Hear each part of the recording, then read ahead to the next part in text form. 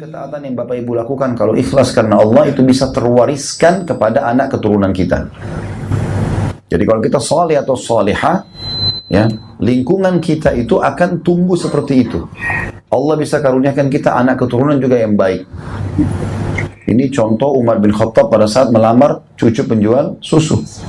Pada saat beliau lewat di depan rumahnya malam hari, si nenek sama si cucu jual susu di Madinah. Kemudian si nenek bilang sama cucunya, ini pesanan kita tambah banyak.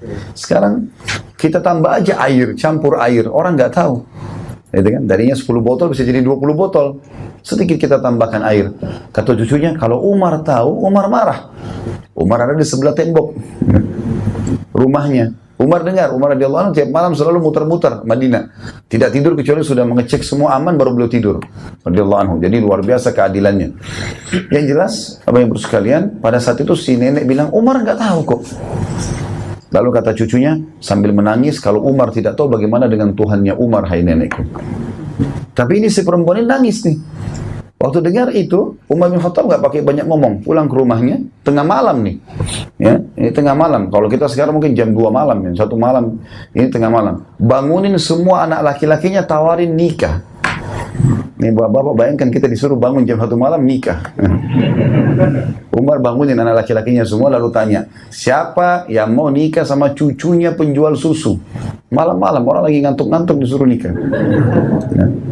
Maka orang, anak-anaknya semua pada diam, gak ada yang ngomong. Kata Umar, kalau tidak ada yang mau nikah, saya akan nikahi.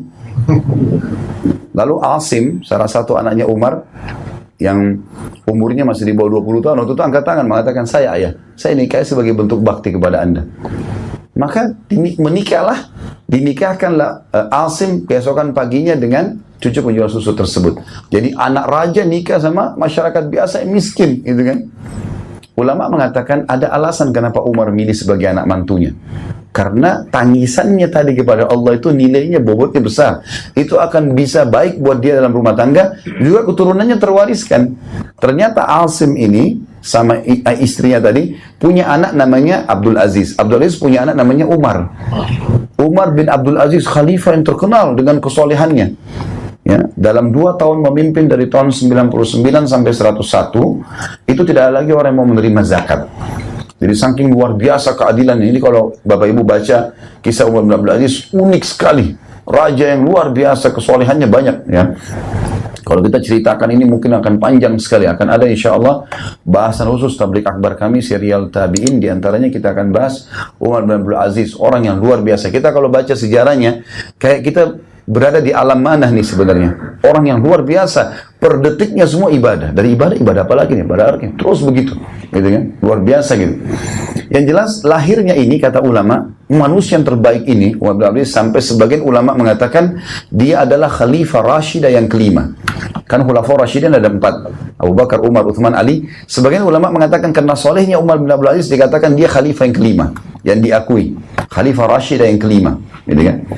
Kata para ulama, Umar bin Abdul Aziz saleh karena darahnya turun dari si nenek tadi, cucu penjual susu itu, terwariskan. Jadi subhanallah, kesolehan itu bisa terwariskan.